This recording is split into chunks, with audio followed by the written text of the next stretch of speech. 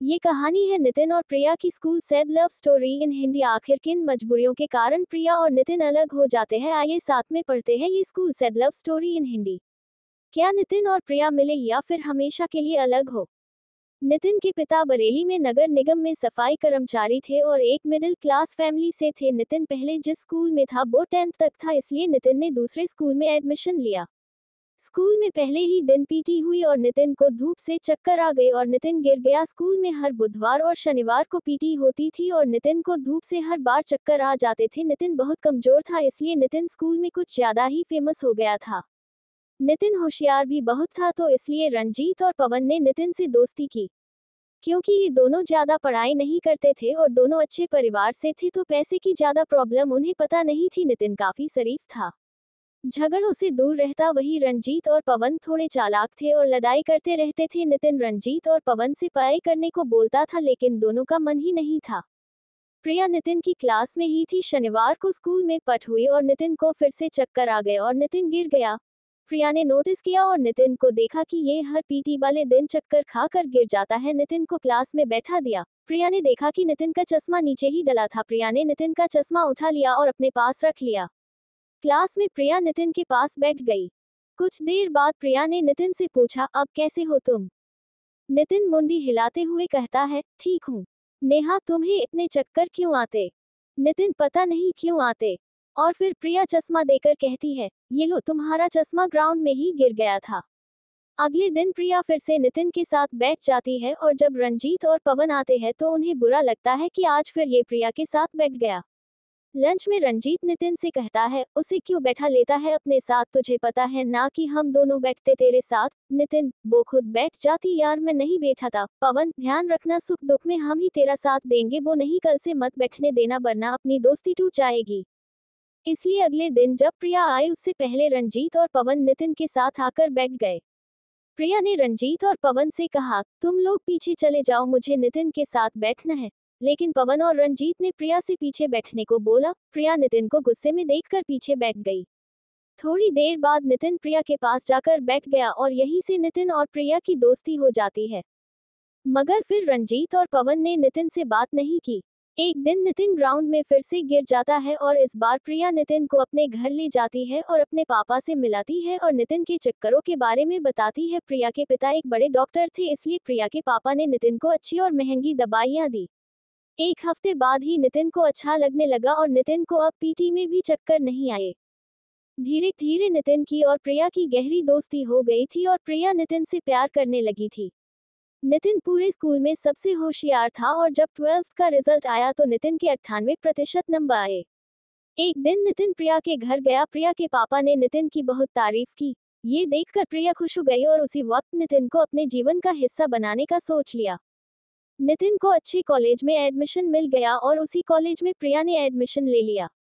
रंजीत और पवन ने भी दोस्ती के खातिर नितिन के साथ ही उसी कॉलेज में आ गए।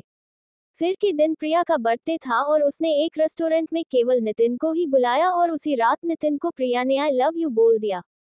नितिन एकदम से चौंक गया और कहने लगा, ये सब क्या है प्रिया? प्रिया नितिन से पूछती है, क्या तुम मुझे प्यार नहीं करते? नितिन, मैंने तो तुम्हें बस दोस्त माना, कभी इस बारे में सोचा ही नहीं। प्रिया रोने लगती है और घर जाने लगती है। नितिन प्रिया को रोकते हुए कहता है, सुनो, तुम्हें पता है ना मेरी हालत क्या है? तुम मेरे साथ नहीं रह पाओगी, कुछ नहीं है मेरे पास तुम्हें देने के लिए। प्रिया, मुझे कुछ नहीं चाहिए, सिर्फ तुम चाहिए। नितिन, कैसे समझाऊं तुम्हें? प्रिया जाने लगती है और फिर नितिन, सुनो, आई लव यू टू। प्रिया खुश होकर नितिन को गले लगा लेती है। अगले दिन नितिन पवन और रंजीत को बताता है इस बारे में। तो पवन नितिन से कहता है, पढ़ाई पर भी ध्यान देना, तेरे घर की स्थिति मालूम है न तुझे। 2 साल बाद नितिन और प्रिया एक दूसरे से बेहद प्रेम करने लगे थे और नितिन पढ़ाई में भी अच्छे से ध्यान दे रहा था। उसी वक्त प्रिया के पिता प्रिया को एक लड़के की तस्वीर दिखाते हुए कहते हैं, ये लड़के से मिलने जाना, तुम्हें कल लंदन में रहता अच्छा खासा बिजनेस है वहाँ इसका। लेकिन प्रिया मना करते हुए कहती है, पापा, मैं नितिन से प्यार करती हूँ और उसी से शादी करना चाहती। प्रिया के पापा उस वक्त नहीं मानते। लेकिन कुछ दिनों बाद प्रिया को उदास देखकर वो प्रिया से कहते हैं, उस लड़के से कहना मैं उसके घर आकर बात करूंगा। प्रिया खुश हो जाती है और नितिन को बताती है। नितिन भी अपने घर पर बता देता है। लेकिन जब प्रिया के पिता नितिन के घर आते हैं तो नितिन के घर में सिर्फ 2 कमरे ही थे और ना ही एक थी और ना ज्यादा अच्छा घर बना था। प्रिया के पिता उस वक्त कुछ नहीं कहते और वहां से चले आते हैं और घर आकर प्रिया से कहते हैं ठीक है लंदन से आकर करवा देंगे शादी। प्रिया, लंदन क्यों जा रहे पापा हम? प्रिया के पिता, तुम्हारे नाम प्रॉपर्टी खरीद रहा हूँ इसलिए तुम्हें भी चलना पड़ेगा साथ। उस वक्त प्रिया समझ नहीं पाई कि जो लड़का दिखा रहे थे वो लंदन से ही था। उस वक्त प्रिया खुशी में अपने पिता के साथ लंदन चली जाती है और फिर वहां पहुंचकर प्रिया के पिता प्रिया को समझाते हैं कि वहां शादी नहीं कर सकते क्योंकि उनका घर छोटा है और तुम उस घर में नहीं रह पाओगी। प्रिया रोने लगती है और कहती है, धोखे से लेकर आया आप मुझे यहाँ। प्रिया के पिता, और कोई रास्ता नहीं था, तुम्हें वहां समझाता तो तुम नहीं समझती इसलिए सॉरी बेटा। प्रिया, मैं रह लूंगी पापा आप उसी से शादी करवा दीजिए। ये नहीं हो सकता कहकर प्रिया के पिता चले जाते हैं। अगले दिन प्रिया इंडिया वापस आने की कोशिश करती है लेकिन प्रिया के पापा प्रिया का पासपोर्ट रख लेते हैं। प्रिया के पिता बार बार समझाते हैं कि बेटा ये तुम्हारा बचपना है इसे प्यार मत समझो लेकिन नहीं मानती। उसके बाद प्रिया के पापा प्रिया की शादी उसी लड़के से पक्की कर देते और एंगेजमेंट कराते हैं लेकिन प्रिया मना कर देती है। उस वक्त प्रिया के पिता इमोशनल होकर कहते हैं, जब से तुम्हारी माँ छोड़कर गई तब से मैंने तुम्हें कभी माँ की कभी महसूस नहीं होने दी और आज तुम अपने पापा की नहीं सुन रही रुला रही अपने पापा को। ठीक है तुम नहीं आए तो आज तुम्हारे पापा का सिर शर्म से झुक जाएगा। प्रिया के पिता इतना कहकर चले जाते हैं। प्रिया अपने पिता के लिए तैयार होकर चली जाती है और एंगेजमेंट कर लेती है और एंगेजमेंट के बाद प्रिया अपने पिता से अपना फोन मांगती है।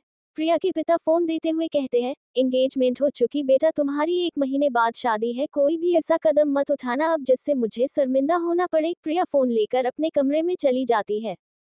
प्रिया आखिरी बार नितिन को कॉल करती है और रोने लगती है। नितिन कहता है, कहाँ थी इतने दिन से फोन कर रहा मैं तुम्हें और रो क्यों रही?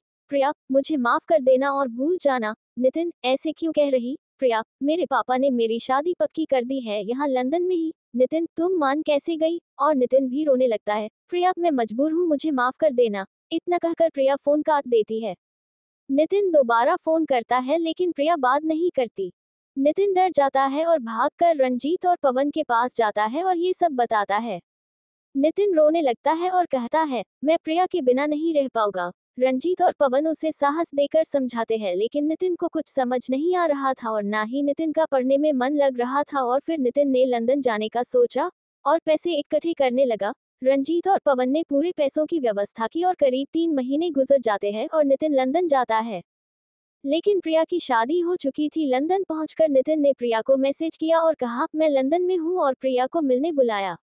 प्रिया ने नितिन से मिलने गई लेकिन प्रिया ने नितिन से वापस जाने को कह दिया।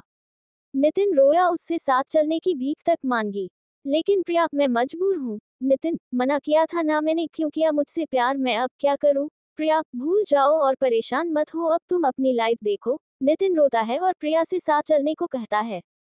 काफी देर हो जाती है और फिर प्रिया नितिन से कल मिलने को कहती है और कुछ पैसे नितिन को देती है लेकिन नितिन पैसे नहीं लेता और फिर प्रिया पैसे वहीं रख कर चली जाती है। अगले दिन प्रिया नितिन से कॉल करके झूठ बोल देती है और कहती है, मेरे हस्बैंड को पता चल गया है मैं नहीं आ सकती तुम चले जाओ वापस। नितिन, तुम्हें लेकर जाऊंगा तुम साथ चलो प्लीज। प्रिया, तुम समझ क्यों नहीं रहे मेरी शादी हो चुकी है अब मैं किसी और की हो चुकी हूँ। नितिन, वो सब मुझे नहीं पता तुम मेरी हो आ जाओ हम यहाँ से दूर चले जाएंगे कोई नहीं ढूंढ पाएगा हमें।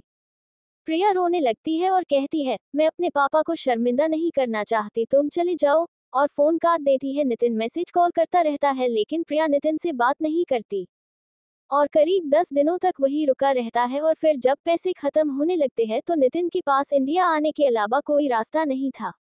इंडिया आकर नितिन ने किसी से बात नहीं की और करीब 1 साल तक प्रिया को करके रोता रहा अपना फ्यूचर खराब करता रहा। नितिन की पढ़ाई बर्बाद हो गई थी और दोबारा पढ़ने में मन नहीं लगा और फिर पवन और रंजीत आए और अपने बिजनेस में नितिन को साथ लगा लिया। प्यार करने के लिए कोई सच्चा मिले या ना मिले लेकिन पवन और रंजीत जैसे दोस्त हर किसी को मिले। इस कहानी school said love story in Hindi से आपको क्या लगता है क्या होना चाहिए था नितिन और प्रिया के साथ या जो हुआ सही हुआ? अपनी राय हमें कमेंट में जरूर बताएं और आपको ये school said love story in Hindi कहानी कैसी लगी ये भी बताएं। धन्यवाद। ऐसे ही वीडियो देखने के लिए हमारे चैनल को लाइक एंड सब्सक्राइब करें। Thanks for watching.